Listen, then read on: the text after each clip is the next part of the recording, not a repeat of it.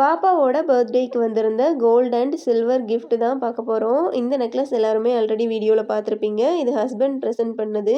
இது பார்த்தீங்கன்னா 1.25 பவன். அதுக்கப்புறம் பாப்பா இப்போ கையில் போட்டிருக்க பிரேஸ்லெட் பார்த்தீங்கன்னா என்னோட தங்கச்சி ப்ரெசென்ட் பண்ணது. அது வந்துட்டு 4 கிராம்ஸ் 1/2 பவன் இருந்துச்சு.